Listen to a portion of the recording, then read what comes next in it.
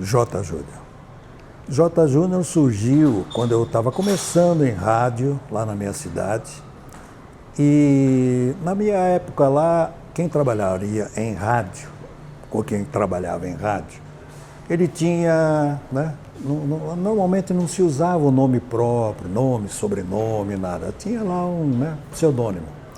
E aí o meu nome, José Francis Cândido Júnior. O dono da rádio torceu o nariz, né? Falou, isso aqui não vai caber no rádio, ele brincou, né? E aí um colega nosso, amigo, que me levou inclusive para a rádio, Clóvis Magalhães, que era o narrador da emissora, ele falou, peraí, vamos aproveitar o J de José e o Júnior. Então fazemos J. Júnior, ok? Eu, para mim, qualquer coisa estava ok, porque eu queria trabalhar em rádio, né? Então eu fiz assim, o dono da rádio fez assim, e aí então ficou J. Júnior. Eu comecei no rádio em 1969, juntamente com o rádio eu comecei a fazer jornal. Fui convidado por um amigo para escrever lá no jornal sobre esporte, né? Então, paralelamente, o rádio e o jornal a partir de 1969. 74, Rádio Brasil de Campinas. Antes foi Rádio Clube em Americana, onde eu comecei exatamente. Depois, em 74, Rádio Brasil de Campinas. Aliás, quando eu comecei a trabalhar em rádio e jornal, ainda não tínhamos a faculdade de comunicação social, né? A faculdade de jornalismo e tal. Ela começou depois. E eu cheguei até a fazer 2 anos da faculdade de jornalismo, né? Mas não pude terminar por uma questão muito básica e elementar. Não tinha dinheiro para poder fazer o curso, né? Trabalhava e tal, mas o dinheiro não dava. Então eu tive que parar o curso e os meus pais, paralelamente, queriam que eu fizesse o curso de Direito. Isso eles me financiavam, né, se eu fosse fazer. E eu acabei fazendo o curso de Direito. Então eu sou bacharel em Direito, embora nunca tenha advogado. Narrar no rádio e narrar na televisão, né, são dois veículos, evidentemente, diferentes. Uma linguagem aqui e uma linguagem aqui, né?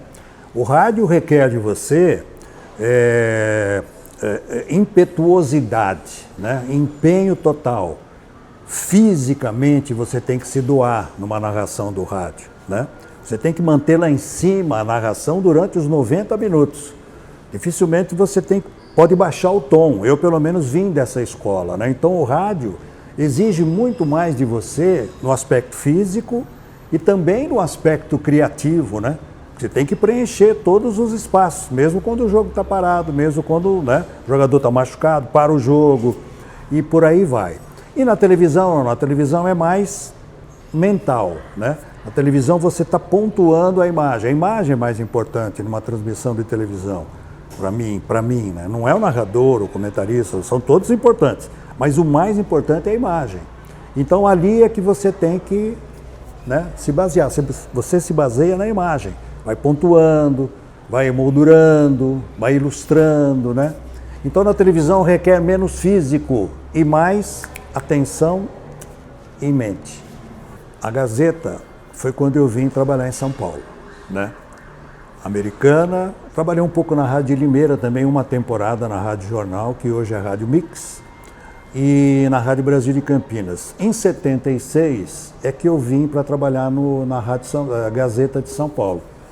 Tinha um concurso para narradores, comentaristas, repórteres e tal, e eu não me inscrevi.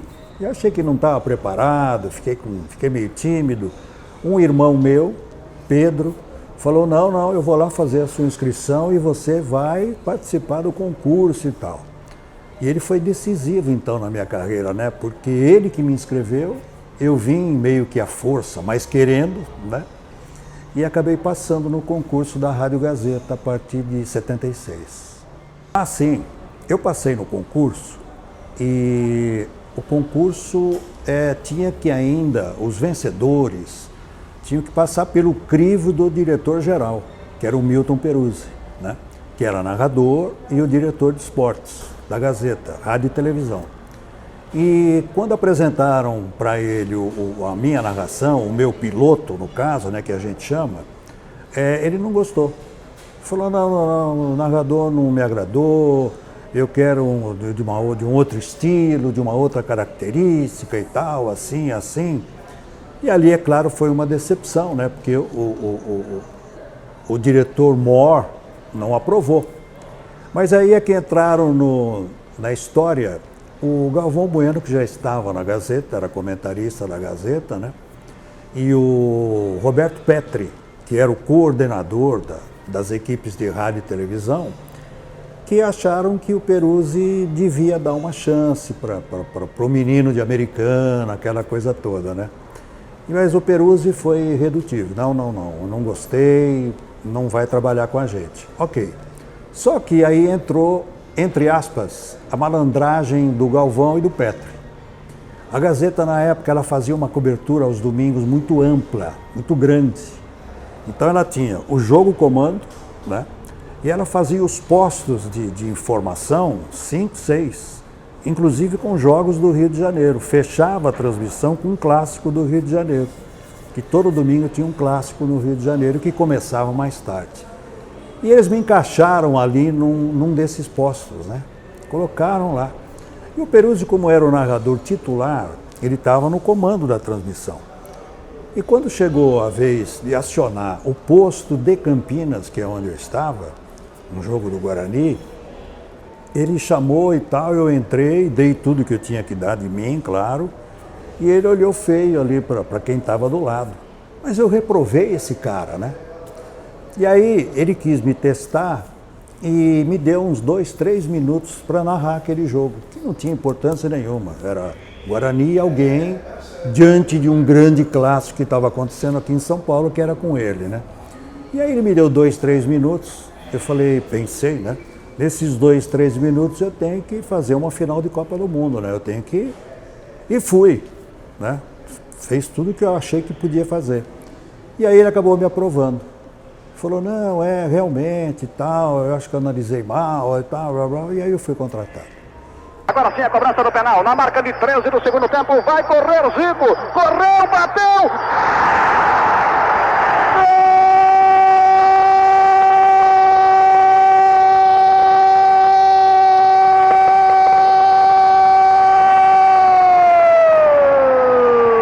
Na Gazeta eu fiquei de 76 até o início de 1980, quando aí eu fui contratado pela Rádio Bandeirantes aqui de São Paulo.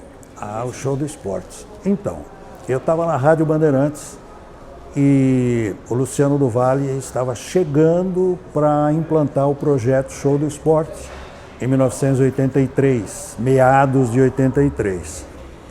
E ele começou a convocar as pessoas que ele gostaria que trabalhassem com ele. E eu já estava fazendo alguma coisa na TV Bandeirantes. Fazia alguns tapes, né? Eu trabalhei naquele ano nos Jogos Pan-Americanos em Caracas, pela TV Bandeirantes. E ele pegou as fitas e tal e falou... A gente já tinha um relacionamento assim de hotel, aeroporto, viagens, né? E ele falou, chama o Jota que eu quero conversar com ele. Eu vou tirar ele da rádio e vou colocar na televisão. Ele me chamou, conversou, apresentou o projeto. Na época, não só eu, mas a grande maioria achou que ele era um maluco, né? Que ele queria colocar 10, 12 horas de esporte no domingo, com futebol feminino, com sinuca, com boxe, com tudo aquilo que ele colocou, né?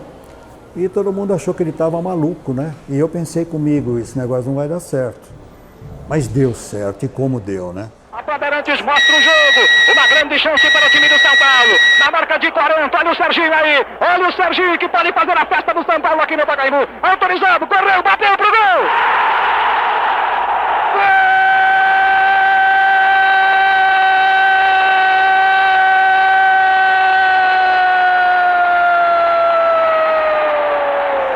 Então, em março de 99, eu estava ali, né, atirando para todos os lados, para onde eu vou trabalhar agora, né? E com muitos amigos, eu tive a ajuda de bons amigos para que eu me aproximasse do Sport TV. Maurício Stout, grande amigo, grande companheiro, trabalhei com ele na Band e tal, e depois com ele no Sport TV também. Tive o Nelson Guzardi, o Nelson Garrafão, né, que o nosso meio conhece bem também, um grande profissional. e o Luizinho Duarte, no Rio de Janeiro, né? Trabalhava também ali na direção do Sport TV. Nessa ponte, Maurício Stout, Nelson Guzardes e o Luizinho Duarte, no Rio de Janeiro, no Sport TV, é que surgiu a chance de eu ir trabalhar no Sport TV, logo depois de ter saído da Band. Então ali tudo começou, né? E já está indo para 20 anos também na Globosat, no Sport TV e agora no Grupo Globo. A confusão com o Milton, né? Milton e eu e Milton, uma coisa que acontece diretamente. Acho que por causa dos cabelos brancos, eu não sei qual é a explicação. Mas então o Milton me conta também que muitas vezes alguém chega para ele e pergunta: como é que tá a Americana? Lembro de você na Band e tal, né? E o Milton nunca trabalhou na Band. E comigo também, o pessoal vem com os bordões do Milton para mim, né? Que beleza e tal. Então aí você, olha, eu não sou o Milton, e ele diz: eu não sou o Jota, eu sou o Milton e tal. É muito interessante, a gente quando toca nesse assunto, eu e o Milton, a gente ri muito, né? Porque acontece até das selfies. Vamos tirar uma selfie, Milton, e sou eu. Jota, vamos tirar uma selfie, é o Milton que está lá e tal. Mas é muito legal. E a gente tira de letra, tá? Até porque somos muito amigos e nos queremos muito bem. Muita gente me pergunta, né, qual é o time que você torce?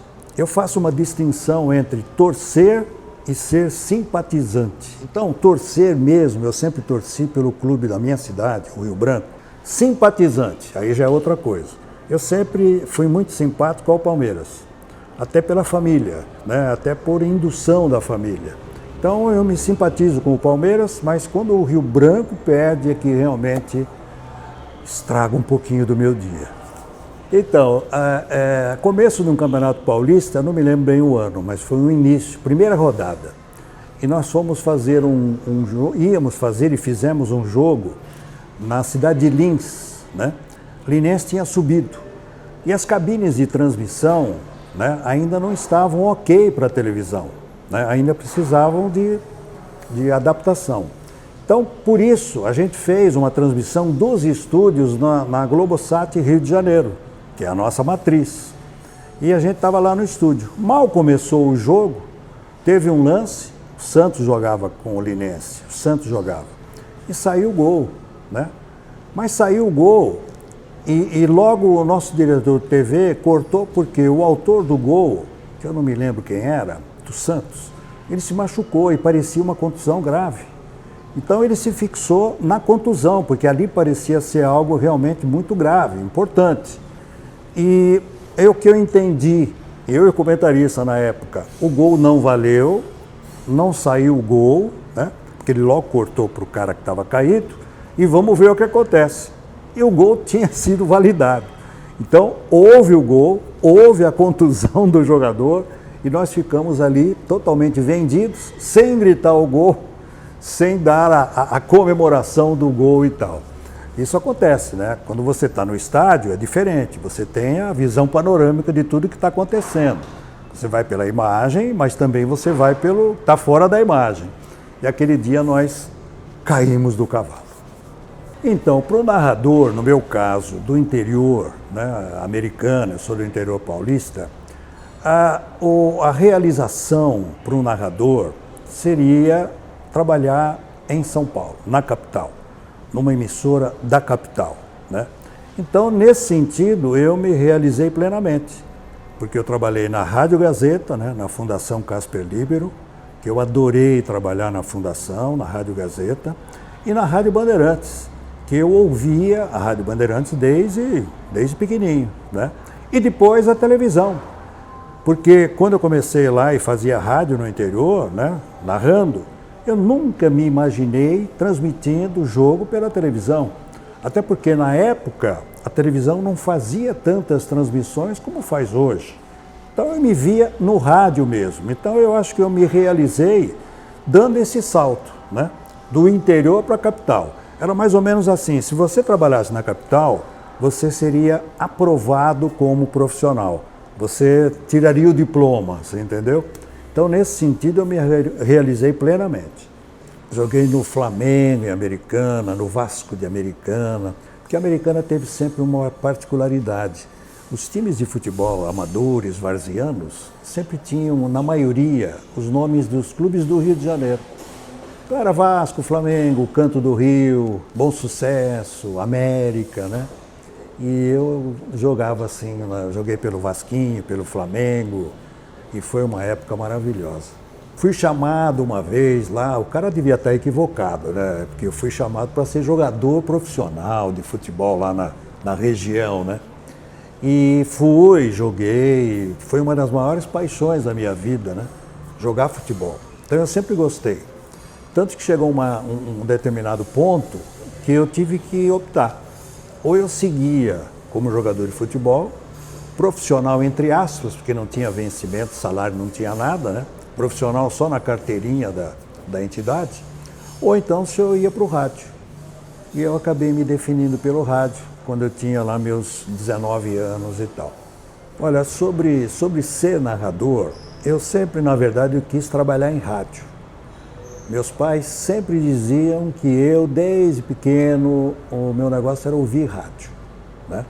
Então eu gostava, segundo eles, né, eu não tenho essa lembrança, eu gostava de ouvir narração de futebol, gostava de ouvir os programas sertanejos, gostava de ouvir rádio.